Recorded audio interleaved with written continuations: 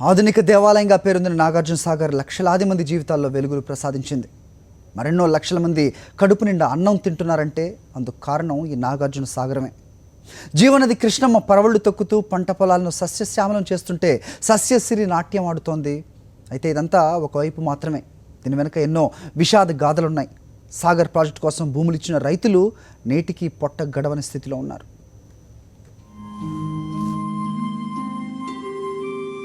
ఈ ఊరి పేరు బ్రహ్మానందపురం తండా. నాగార్జున సాగర్ ప్రాజెక్టుకు 10 కిలోమీటర్ల దూరంలో నల్లమల ఫారెస్ట్ లో ఉంది. ఇక్కడున్న సుగాలీలంతా సాగర్ ప్రాజెక్టు ముంపు బాధితులే. ప్రాజెక్టు నిర్మాణానికి ముందు వీరందరినీ అక్కడి నుంచి తరలించారు. ప్రస్తుతం రిజర్వాయర్ ఉన్న ప్రాంతంలో అనేక గ్రామాలు ఉండేవి. ఇక్కడ వేలాది మంది నివసించేవారు. అయితే సాగర్ ప్రాజెక్టు నిర్మాణం కారణంగా నీరు నిలబడే అవకాశం ఉండడంతో గ్రామాలను ఖాళీ చేయించారు. అలా సుమారు 5 గ్రామాల ప్రజలను ఖాళీ చేయించారు. అయితే వారిలో కొందరు మాత్రం సమీపంలోని అడవిలో బ్రహ్మానందపురం తండా పేరుతో ఓ గ్రామాన్ని ఏర్పాటు చేసుకుని ఇక్కడే నివాసం ఉంటున్నారు. ప్రస్తుతం ఇక్కడ కనిపిస్తున్న వారంతా తండ్రుల కాలంలో ఇక్కడికి వచ్చారు. అప్పట్లో ఈ ముంపు బాధితులందరికీ నష్టపరిహారం క్రింద ఎంత భూమిని కోల్పోయారో అంత భూమిని అప్పగిస్తామంటూ ప్రభుత్వం చెప్పింది. కానీ ఆ హామీలేవి నేటికి అమలు కాలేదు. ఇప్పటికీ 60 ఏళ్లు పూర్తయినా నేటికి పరిహారం అందకపోవడంతో రైతులు బోరుమంటున్నారు. సాగర్ కోసం అప్పట్లో ఒక్కొక్క కుటుంబం 10 నుంచి 20 ఎకరాల వరకు కోల్పోయారు. ఇల్లు వాకిళ్లు కోల్పోయారు. ఉన్నవారిని వదిలేసి కట్టుబట్టలతో వచ్చేశారు. అయితే వీరికి ఇస్తామన్న పరిహారం ఇప్పటికీ అందక వీరంతా ఆందోళన చెందుతున్నారు. భూములు లేని వారికి మాత్రం మొదట్లోనే డబ్బులు ముట్ట చెప్పారు. దీంతో వారికి ఎలాంటి సమస్య లేదు. కానీ ప్రాజెక్ట్ కోసం భూములు కోల్పోయిన వారి పరిస్థితే దయనీయంగా మారింది. ఎంత భూమిని కోల్పోయారో అంత చొప్పున నల్లమల అడవిలో ఇస్తున్నట్టు అధికారులు చెప్పారు. కానీ నేటికి ఆ భూమి ఎక్కడుందో ఎవ్వరికీ తెలియదు. ఆ ప్రాంతంలో కొంత భూమిని చదును చేసుకుంటే మాత్రం అధికారులు ఒప్పుకోవడం లేదు. అటవీ భూమిలోకి అక్రమంగా ప్రవేశిస్తే ఊరుకునేది లేదంటూ కేసులు పెడుతున్నారు. దీంతో గత 60 ఏళ్లుగా పోరాటం చేసి నిర్వాసితులంతా అలసిపోయారు. మేము నాగార్జున సాగర్లో మునుగుల్లో వచ్చినాం. ఇప్పటికప్పుడు దాదాపు ఒక 55 సంవత్సరాలు అవుతుంది. అక్కడ నుంచి మా నాన్నోళ్ళకి అక్కడికి భూమి ఎంత మునిగిపోయింది. ఇక్కడికి వచ్చి మాకు అప్పుడు మేము చిన్నపిల్లల నుంచి అక్కడ నుంచి మాకు ఏ భూములు ఏమి లేవు. ఇక్కడ మాకు ఆ ముసలోళ్ళు కూడా అందరు చనిపోయినారు. ఇప్పుడు మేమే ఉండం ఇక్కడ.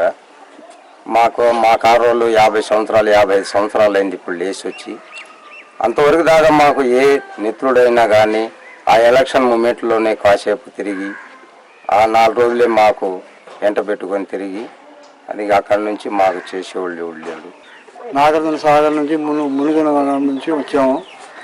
ఇవాళ 50 సంవత్సరాలు 56 57 అయినాయి. నాకు ఇవాళ 70 సంవత్సరాలు అయినా కూడా ఇప్పుడు దాకా కష్టాలు తప్పలేదు. కట్టెలు మోసినాం, కంకర పెట్టినాం, రిచ్చబండి వేస్తున్నాం. ఏ ఊళ్ళలో పని కూలీ చేసుకొచ్చి ఇక్కడ పెంట ఎరిగినట్టు ఈ పెంట మీద ఉంటున్నాము. ఇంతవరకు గవర్నమెంట్ ఎవరు మాకేం పట్టించుకోవట్లేదు. ఈ బస్సులు మార్గం లేదు, రోడ్డు మార్గం లేదు, నీళ్ళ మార్గం లేదు. ఏదో ఆ బోర్డులో నీళ్ళు వస్తే తాగటం లేకపోతే లేదు. కాలాల కొద్దిగా వేసుకుందామంటే వాళ్ళు రోజు వచ్చి పైపులు పోయటం బాధ పెట్టడం. ఇంతవరకు మాకు ఏ సౌకర్యాలు లేదండి. నల్లగొండ జిల్లా నుంచి ఇక్కడికి వచ్చినా కూడా మేము నాగార్జున సాగర్ డ్యాము ముంపున గురై వలస వచ్చిన టైంలో 100 కుటుంబాలు వాళ్ళు ఇక్కడ బ్రహ్మాండపురం తండాకు వస్తే 100 కుటుంబాలకు గాను 10 కుటుంబాల వాళ్ళకి వ్యవసాయ పొలాలు ఇచ్చారు.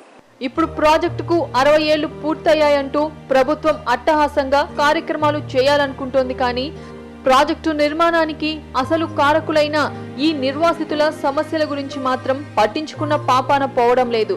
ఇప్పటికైనా ప్రభుత్వం స్పందించి నాగార్జున సాగర్ నిర్వాసితుల సమస్యలను పరిష్కరించాల్సిన అవసరం ఎంతైనా ఉంది.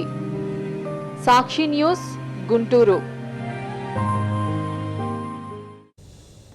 ప్రపంచంలో కార్మికుల చేత నిర్మించబడిన అతిపెద్ద ప్రాజెక్ట్ నాగార్జున సాగర్. యంత్ర సాయం లేకుండా మానవ శక్తితో నాణ్యతాయుతంగా ఈ ప్రాజెక్టును నిర్మించినట్లు ప్రాజెక్ట్ నిర్మాణంలో పాలు పంచుకున్న అలనాటి ఇంజనీర్ హనుమంతరావు చెప్తున్నారు. ఈ ప్రాజెక్టుకు 500 ఏళ్ల వరకు ఎలాంటి ఢోకా లేదని స్పష్టం చేస్తున్నారు హనుమంతరావు.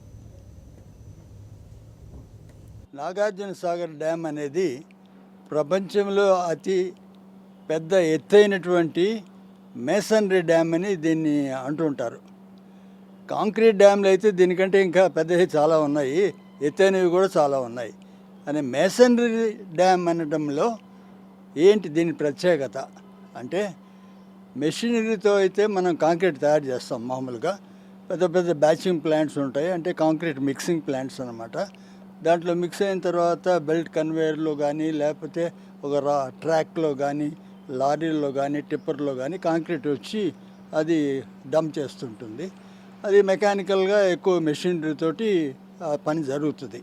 కార్మికులతోటి అంటే పని వాళ్ళతోటి మెషినరీ అవసరం ఎక్కువ లేకుండా చేసేటువంటి ప్రక్రియ మేసనరీ అన్నమాట.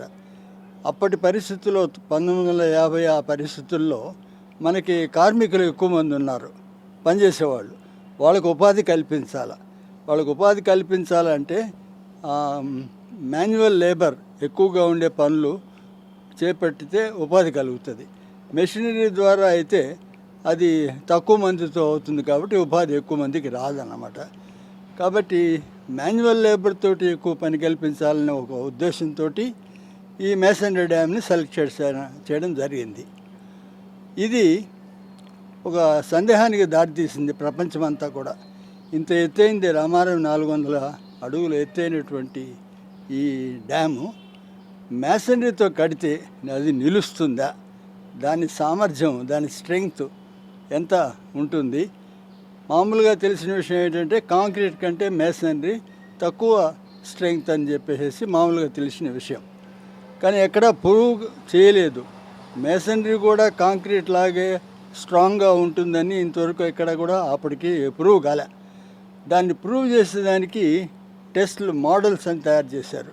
అంటే 1 cubic meter model test sample అనమాట. మేసనరీతో కట్టి దాన్ని టెస్ట్ చేసే పద్ధతులు, క్రషింగ్ స్ట్రెంగ్త్కి, తర్వాత కంప్రెషన్ స్ట్రెంగ్త్కి అవి టెస్ట్ చేశారనమాట. అది మన ఇండియాలో కాదు, ఫారిన్ కంట్రీలో పంపించాల్సి వచ్చింది. ఎందుకంటే అది టెస్ట్ చేయాలంటే పెద్ద పెద్ద మెషిన్లు కావాలి. అలా టెస్ట్ చేసిన తర్వాత అది నిరూపించబడింది. దానికి కూడాను కాంక్రీట్ మాదిరే స్ట్రెంగ్త్ ఉంటుంది అని చెప్పి నిరూపించబడింది.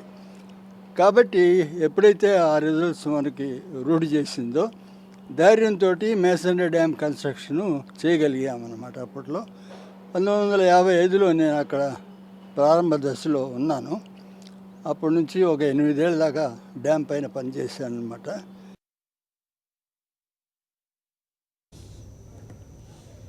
60 ఏళ్ల క్రితం కట్టిన నాగార్జున సాగర్ ఇప్పుడు ఎలా ఉంది? ఈ ప్రాజెక్ట్ ద్వారా ఎలాంటి ప్రయోజనాలు తెలుగు ప్రజలకు సిద్ధించాయి? ఫ్యూచర్లో ఇంకా ఎలాంటి మేలు జరగనుంది? ఇది తెలియాలంటే ఈ స్టోరీ చూడాలి.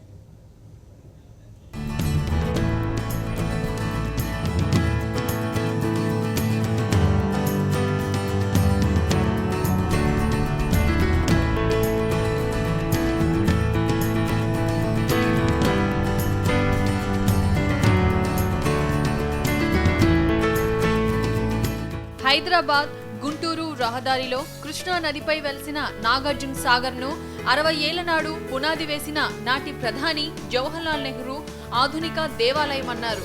నాటి నుండి 60 ఏళ్లుగా ఈ ప్రాజెక్టు అనేక దశలుగా అభివృద్ధి చెందింది. ఈ ప్రాజెక్ట్ రిజర్వాయర్ గరిష్ట నిల్వ సామర్థ్యం 408 టీఎంసీ అడుగులు. తొలి రోజుల్లో సాగర్ కుడి ఎడమ కాలువల ద్వారా గుంటూరు, ప్రకాశం, నల్గొండ, ఖమ్మం, కృష్ణా జిల్లాలలో విస్తరించిన 8,95,281 హెక్టార్ల పొలాలను సస్యశ్యామలం చేసింది.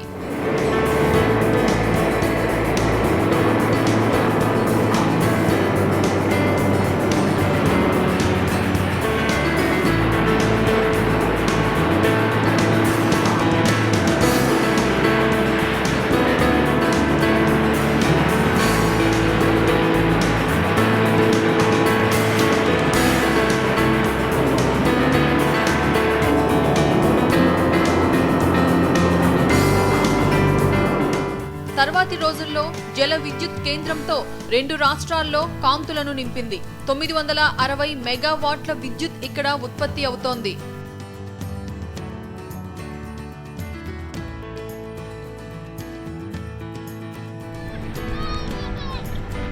అంతేకాదు నాగార్జున సాగర్ టూరిస్ట్ స్పాట్ గా మారింది కూడా. 60,000 చదరపు కిలోమీటర్ల వైశాల్యంలో విస్తరించిన నాగార్జున సాగర్ జలాలు టూరిజానికి ఎంతగానో ఉపయోగపడతాయి. అంతెందుకు నాగార్జున సాగర్ రిజర్వాయర్లో మునిగిపోతున్న చారిత్రక ఆనవాలను ప్రభుత్వం జాగ్రత్త చేసింది. క్రీస్తు పూర్వం 2 నుండి క్రీస్తు శకం 2వ శతాబ్దం కాలం నాటి బౌద్ధ క్షేత్రం ఆనవాళ్లు అనేకం ఇక్కడ లభించాయి. వీటిని ప్రభుత్వం రిజర్వాయర్లో ఓ వైపునున్న కొండ మీద మ్యూజియంలో భద్రపరిచారు.